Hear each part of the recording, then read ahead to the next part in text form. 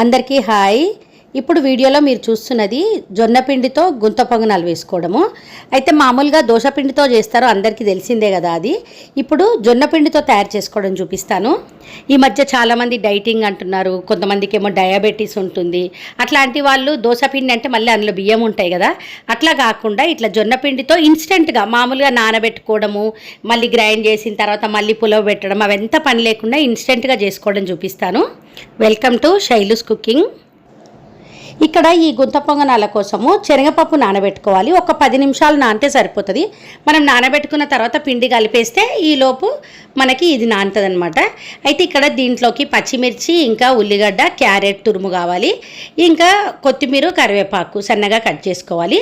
ఇక్కడ చూస్తున్నారు కదా వీడియోలో జొన్నపిండి. ఇది అంటే గుంత పొంగనాలు జొన్నపిండితో వస్తాయా అని చాలామందికి డౌట్ ఉంటుంది, అందుకే పిండి దగ్గరికి పెట్టి చూపిస్తున్నా మీకు. ఇక్కడ 1 కప్పు జొన్నపిండి తీసుకున్నా. అయితే మనము ఓన్లీ జొన్నపిండితోనే చేసుకుంటే బాగొస్తుంది, లేదంటే కొంచెం రవ్వ వేసుకున్నాం అనుకోండి పైన కొంచెం క్రిస్పీగా వస్తుందని ఒక 2 టీ స్పూన్స్, ఎక్కువగా కాదు, ఒక 2 స్పూన్స్ అంతా రవ్వ వేసుకొని, ఇంకా మనం అప్పటికప్పుడు కలుపుతాము కాబట్టి పులుపు ఉండదని కొంచెం పెరుగు వేస్తున్నాం. ఒక 2 స్పూన్స్ పెరుగు అనేది ఆప్షనల్, ఇష్టం ఉంటే వేసుకోండి, లేదంటే లేదు. తర్వాత పచ్చిమిర్చి కట్ చేసుకున్నది, ఉల్లిగడ్డ, ఇంకా క్యారెట్ ఏమో తురిమి వేసుకోవాలి. ఇక్కడ క్యారెట్ తురుము కంపల్సరీ అని ఏం లేదు, ఉంటే వేసుకోండి. తర్వాత శనగపప్పు నానబెట్టుకున్నది వేసుకోవాలి, ఇంకా ఉప్పు టేస్ట్కి తగినంత వేసుకొని, ఇంకా కొద్దిగా సోడా, ఎక్కువగా కాదు ఎందుకంటే మనం ఎక్కువసేపు నానబెట్టుకుంటలేం కాబట్టి కొద్దిగా సోడా, ఒక 2 చిటికీళ్ళంత సోడా వేసి అంతా మంచిగా కలిపేసి కొద్దిగా నీళ్లు పోసి, మామూలుగా గుంత పొంగనాలకు పిండి ఎట్లుంటుంది మన దోశ పిండి కంటే కొద్దిగా గట్టిగా, అట్లా అని చెప్పి మరీ గట్టిగా వేసి తడుపుకున్నాం అనుకోండి మనకి పిండి అంటే మనం గుంత పొంగనాలు వేసుకున్నాక లోపల పిండి ఉంటుంది. నేను ఇప్పుడు చూపిస్తాను ఎట్లా ఉండాలనేది. ఇట్లా చూసుకుంటూ నీళ్లు పోసుకోవాలి, ఒకటేసారి నీళ్లు పోయొద్దు. చూస్తున్నారు కదా ఇట్లా ఉండాలి పిండి. ఇక్కడ నేను కొత్తిమీర, కరివేపాకు వేసుకోవడం మర్చిపోయినా. కొత్తిమీర, కరివేపాకు కూడా సన్నగా కట్ చేసింది వేసుకోవాలి.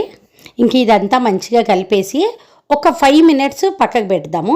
ఎందుకంటే రవ్వ వేసినాం కదా, రవ్వ ఒక 5 మినిట్స్ నానాలి, అంతకంటే ఎక్కువగా అవసరం లేదు.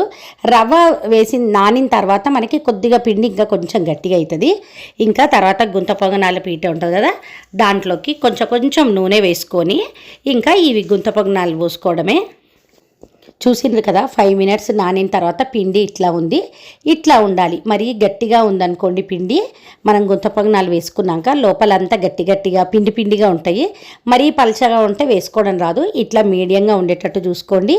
ఇంకొకటి, ఈ గుంతల్లో ఈ పిండి పోసేటప్పుడు మరీ నిండుగా పోయకుండా ఒక 20% తక్కువ పోసుకోండి, అప్పుడే మనకి ఇవి బాగా కాలుతాయి. అంటే మనం మరీ నిండుగా వేసుకున్నాం అనుకోండి లోపల సరిగ్గా గాలవు, అందుకోసము అట్లా ఒక 80% ఆ గుంత నిండేటట్టు వేసుకోండి. తర్వాత ఇక్కడ చూస్తున్నారు కదా మనకి ఇంకా కొంచెం తెల్లగా కొద్దిగా ఉంది, సైడ్కి ఏమో కొంచెం కలర్ మారింది. అట్లా కొంచెం కలర్ మారిన తర్వాత మనం ఇంకో సైడ్ తిప్పి వేసుకోవాలి, అప్పుడు ఈ సైడ్ కూడా మంచిగా కాల్చుకోవాలి. అయితే డైటింగ్ కొంచెం నూనె ఎక్కువ వాడమనుకున్న వాళ్ళు కొంచెం నూనె తక్కువ వేసుకోండి, పర్వాలేదు. మాకు ఆయిల్ అంటే పైనుంచి కూడా కావాలంటే వేసుకోవచ్చు. నేను ఫస్ట్ వేసిందే, ఇంకా మళ్ళీ ఆయిల్ పైనుంచి వేస్తలేదు. ఎంత ఈజీగా లేస్తున్నాయి చూస్తున్నారు కదా. ఇప్పుడు ఈ గుంత పొంగనం ఇంకో వైపు కూడా మంచిగా కాలిన తర్వాత ఇంకా ఇవి మనం ప్లేట్లోకి తీసి పెట్టుకోవాలి. వీటికి మనకి ఇష్టం ఉంటే పల్లి చట్నీ అట్లాంటివి చేసుకోవచ్చు, కొబ్బరి చట్నీ, లేదంటే ఆల్రెడీ క్యారెట్ తురుము ఉంది, ఇందులో ఉల్లిగడ్డలు, పచ్చిమిర్చి, కొత్తిమీర అన్నీ ఉన్నాయి కాబట్టి ఉత్తివే కూడా తినేయచ్చు. ఇంకా మన ఛానల్లో జొన్న పిండితో దోశలు పోసుకోవడం కూడా ఉంది. దానికైతే పర్ఫెక్ట్ కొలతలతో నీళ్లు పోసుకుంటే రవ్వ దోశ ఎట్లా ఉంటుంది సేమ్ ఆ టేస్ట్లో ఉంటుంది. ఇంకా జొన్న రొట్టెని కూడా మామూలుగా చపాతీ కోల ఉంటుంది కదా, చపాతీ కోలతో చేసుకోవడం ఈజీగా ఎట్లనో చూపించిన అవన్నీ కూడా మన ఛానల్లో ఉన్నాయి. ఈ వీడియో ఎండింగ్లో కూడా ఇస్తాను, ఆ వీడియో ఒకసారి చూడండి. ఈ వీడియో మీకు హెల్ప్ఫుల్గా అనిపిస్తే మా వీడియోని లైక్ చేయండి. ఇంకా హెల్దీ రెసిపీస్ కోసం మా ఛానల్ని సబ్స్క్రైబ్ చేసుకోండి. Thank you.